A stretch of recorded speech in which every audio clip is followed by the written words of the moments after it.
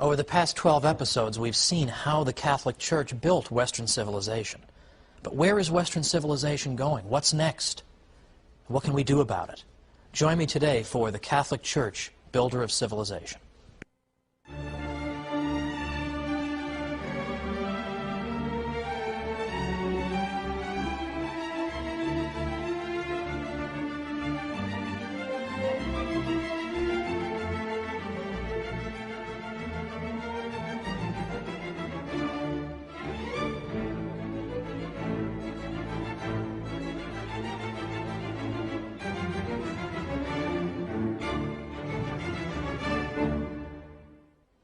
Welcome to the Catholic Church, Builder of Civilization. I'm Thomas Woods. This is our last episode. So let's take a moment and take stock of what it is that we've seen thus far. Because I think when you put it all together, it's a pretty impressive package for the Catholic Church after all. For instance, we went after the subject of science right away, because there I think people are most likely to disparage the Church or to think not especially well of her, that she has not distinguished herself very well when it comes to science. But to the contrary, we've seen that modern historians of science, who would know something about this, they do this for a living, are now no longer saying that about the Catholic Church, that she's just an enemy of science. We've actually seen that the Church, in fact, introduced into our civilization critical ideas that made it possible for science to develop. In fact, it's not just a coincidence that science developed in a largely Catholic milieu, in a world that was formed by Catholic ideas, but rather it makes perfect sense, as we saw earlier. Beyond that, we looked at great priest-scientists whose names have been forgotten, but who achieved great things in the sciences. And at that time, I urged people, and I renew that urge today, to consider learning more about and even writing about the Jesuit scientists. These people accomplished so much in the sciences, it's absolutely astonishing, and yet no book about it? That is an injustice, my friends. Let's hope that it's rectified. Or how about charity? We all know the Catholic Church does great charitable work. But do people realize how great it is? Do people realize that there was nothing like Catholic charity in the ancient world in terms of the amount of charity that was done or the spirit in which that charity took place? Nothing like it. The idea that I'm going to give something to someone purely out of a desire to help that person, with no self-interest involved, but simply out of love. This is a revolutionary idea, but we take it for granted, don't we? When we hear that somebody's been charitable, that's exactly what we think about, that the person did something without any thought for his own welfare, but did something solely to help somebody else. We think of that as being charity. But why does that come naturally to us? Why do we think of that as charity? Well, it's because we live in a civilization that still bears the residue of its Catholic influence. If we were living in ancient Greece and Rome, we wouldn't have these ideas about charity. So people go through life thinking this way about charity, never even knowing that it's their Catholic inheritance that has given them those ideas. Well, we should point that out, shouldn't we? But then there's the university system. Who gave birth to the university system in the High Middle Ages? The Catholic Church. Who made that possible? Who fostered it? Who protected it? And who encouraged the kind of vigorous, rational debate that occurred within the precincts of the university? Of course, it was the Church. In fact, the Church encouraged the asking of questions. The whole tradition of scholasticism consists of asking questions and being certain that recourse to both authority and reason can resolve these questions. There was a confidence in the cathedral school at Chartres and in a great many other Catholic thinkers that God had not given us our rational natures in vain, but He intended us to use them. We should use our rational nature. We should use our reason to understand the world around us, and that reason properly applied will not mislead us. We've also seen that the idea of rights comes out of the Catholic Church too. Now this, for a long time, has been assumed to be a teaching that comes from secular thinkers, or non-Catholic thinkers at the very least, perhaps in the 17th century, little before, a little after. But we've seen that in fact the idea of rights, natural rights, rights that inhere in us as human beings naturally, rights that mean that you can't invade my person, you can't kill me, you can't steal from me. These things that inhere in us as human beings, these ideas developed out of the Catholic Church and her own canon lawyers. And here I rely on an important book by Brian Tierney, who's one of the great experts on the idea of rights. He has a great book called The Idea of Natural Rights. And it's there where you see the most systematic refutation of the idea that rights just came out of nowhere in the 17th century. He shows that they came out of the heart of the Church. Now, we've also seen that international law comes out of the Catholic Church, too. International law, which is closely related to the idea of rights, comes out of the Catholic Church. Because international law says that some countries don't have more rights than others, but that each state has an equal dignity, regardless of whether the ruler of that state is Catholic or non-Catholic. If his only crime, so to speak, is being non-Catholic, you can't just depose him for that, because his state has dignity and the right of self-government just the way as any Catholic state would have, or state populated by Catholics. So international law, the idea there's an absolute moral standard that governs the interaction of states. Where does this come from? It comes from the Catholic Church with Francisco de Vitoria and Francisco Suarez and de Soto and all these other thinkers. Even law itself, law domestically, is indebted to the Catholic Church because the canon law was the first modern legal system in Europe. Because for the first time, church law was brought together systematically and presented in a coherent whole, where all contradictions that might have existed have been reconciled. That's what modern states in Western Europe did when they were developing their own legal systems. They used the model of canon law as to how you go about doing that. Now, in our first episode, I made brief mention of the study of economics. Now, economics really is an interesting science, so I don't want to hear any objections to economics. But economics is often thought to have emerged in the 18th century. In the 18th century, sort of deistic thinkers, or thinkers who certainly weren't Catholic, just suddenly came up with the idea of economics, just kind of poured out of their heads.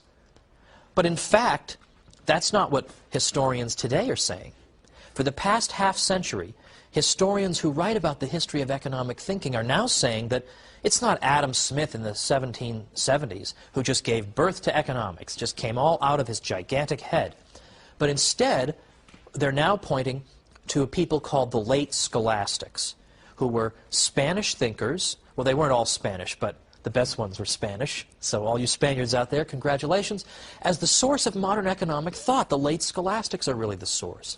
One of the great 20th century economists, Joseph Schumpeter, said, "It is they who come nearer than does any other group to having been the founders of scientific economics." And there's been much scholarship written about this ever since Schumpeter wrote in the 1950s. Modern historians of science have continued to uncover the critical and important insights into economic thought of these people. For example, Raymond de Roover, Marjorie Grice Hutchinson, and scholars who are still alive like Alejandro Chafuin and Harry Vereiser at the University of Detroit. This is an important contribution as well. Now let me give an example of what I mean here. In the 16th century, when precious metals coming from the New World began to reach Europe, people noticed that prices rose. So what they recognized was there was a kind of a fixed cause and effect relationship going on here, that there was a relationship, some kind of a relationship, between the level of prices and the amount of money. So in effect, this was like an economic law. So they understood scientifically that there were relationships at work in the world of economics. This is an essential breakthrough. They also wrote great moral treatises relating to economics, like Juan de Mariana wrote a fantastic treatise denouncing inflation, when governments inflate the money supply and thereby make each unit of money worth less. He denounced this as a terrible, inexcusable crime. Kings used to call in the coins in their realm and then clip them and save some of the metal and then return the coins to the people. And of course, he's gained an awful lot for himself, and they're stuck with these crummy coins they have to exchange at the old value. Juan de Mariana denounced this because he understood the economics behind it. Now, how did this go unheralded for so long? Why for so long did we all think Adam Smith had a gigantic head? Like, why did we think this? In part, it's because the people who wrote this stuff, the late scholastics, they didn't write books on economics for the most part. They wrote great moral treatises. And in the course of their moral treatises, they referred to economic topics. But they never had a book that said, here's our stuff on economics. So it was easy to overlook it. In addition, they wrote in Latin. And by and large, scholars today, particularly in economics, are not known for reading Latin. And so this was simply forgotten. And only now are we digging it out and saying, Catholics did this too. It's unbelievable. So I would say that we put this all together, and we haven't even talked about art and architecture. I assume that's taken for granted. The Catholic Church built Western civilization. And yet, not to beat a dead horse here, but this is one dead horse that amply merits a substantial beating. The European Union Constitution refuses to acknowledge the Catholic inheritance. Not a word. Western civilization comes from the ancient world, the Renaissance, the Enlightenment, and that's it. And whatever happened in between, nobody really knows, couldn't possibly have been very important. Seriously, only an imbecile could believe this now, given all the evidence that's out there. But this is what we're told by the European Union. And it can't just be ignorance. It isn't just that they're dummies and they haven't done their reading. It can't be that. Because nobody who would presume to make a statement officially on behalf of the European Union could be that uneducated. It's frankly because of hostility toward the Church. There is a hostility toward the Church. We all know it. And in fact, this colors people's statements and judgments. They don't want to give the Church credit for things. My own theory is that one of the reasons a lot of secular intellectuals despise the Church is that the Church, in effect, reproaches them for their immoral lifestyles. They don't like being told they're not supposed to do this and that, and every time they see the Church, it's a reproach to them. And so therefore they have to wipe it out, they have to destroy it, they have to ignore it. But we refuse to go away, don't we? We refuse to go away. Well, after the break, we're going to talk about the state of Western civilization right now. Look around at the art world a little bit, the state of things, and see what, if anything, we can do about this. And what can we do to take this knowledge and spread it out there to the world? I wrote a book called How the Catholic Church Built Western Civilization, because I hoped it could help to spread this knowledge among the general population. Let's see what else we can try to do to make people aware of what an extraordinary treasure the world has in the Catholic Church. Supernaturally, yes, but even on a natural level, all the glorious things she's done. How do we spread that around? Let's talk about that after the break, and we'll see you in just a minute.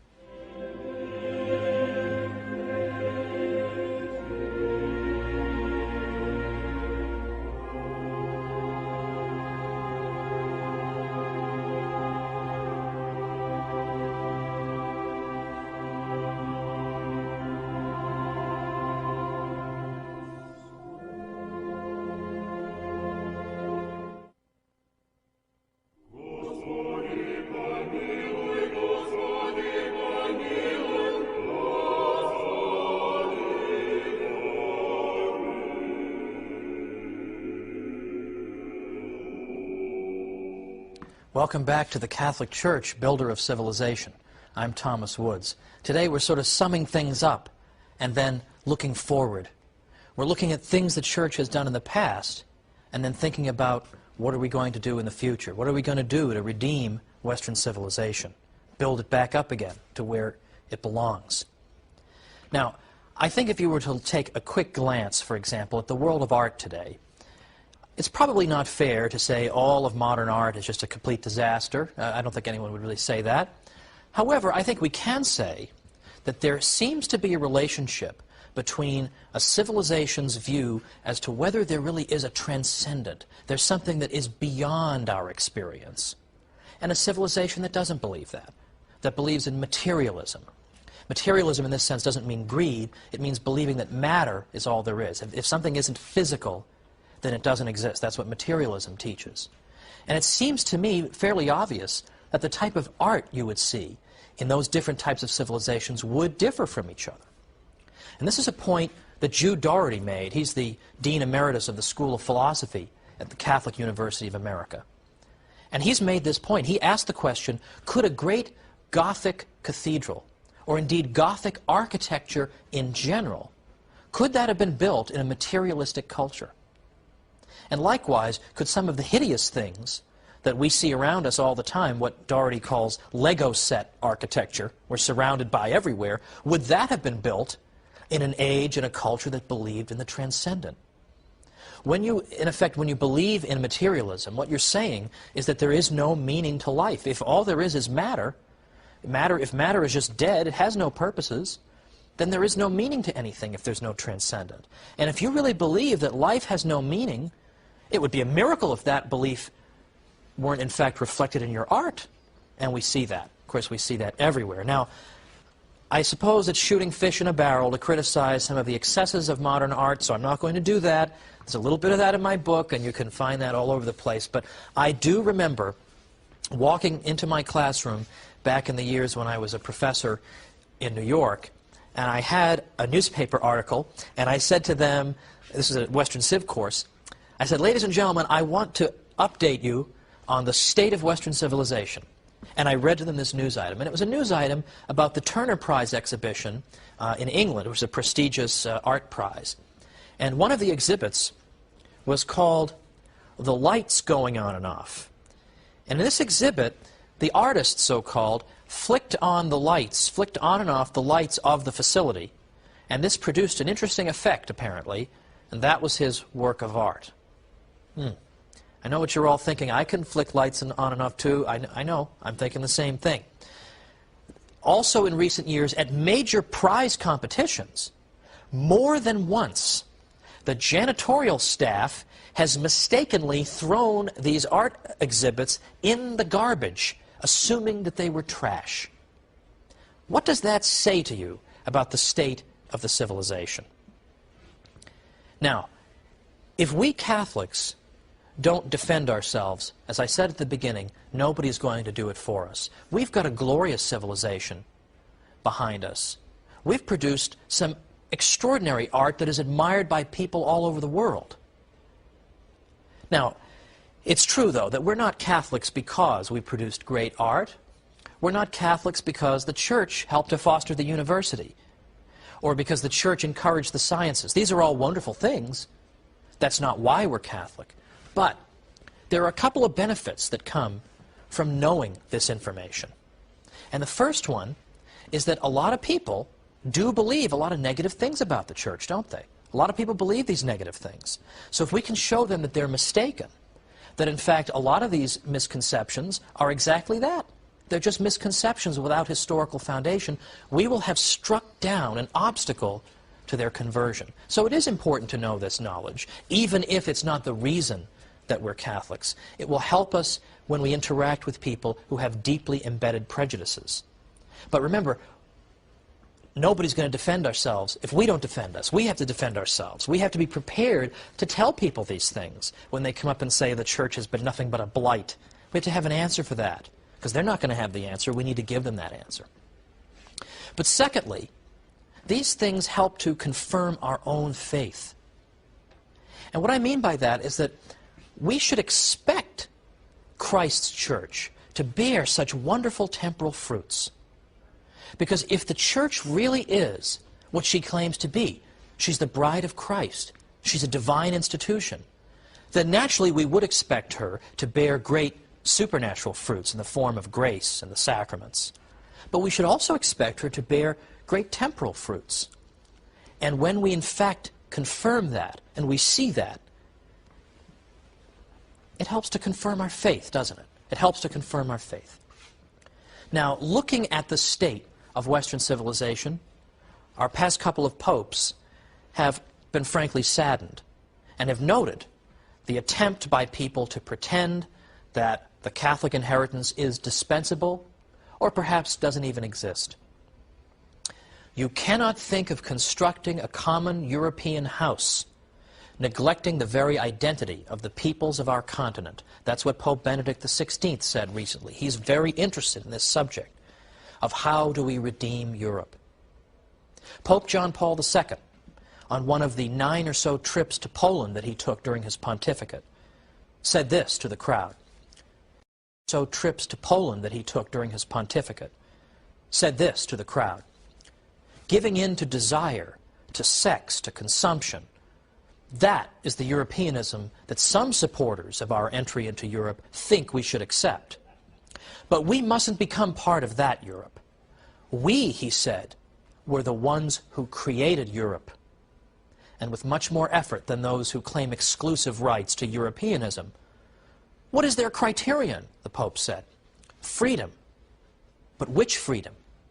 The freedom to take the life of an unborn child? Brothers and sisters, he concluded, I protest against this concept of Europe held by the West. And this message must be shouted loudly from this land of martyrs. Europe is waiting for redemption. The world needs a redeemed Europe. Now, I myself am a convert to the Catholic faith. And when I initially converted, I converted in large part because of theological and scriptural reasons and a lot of study.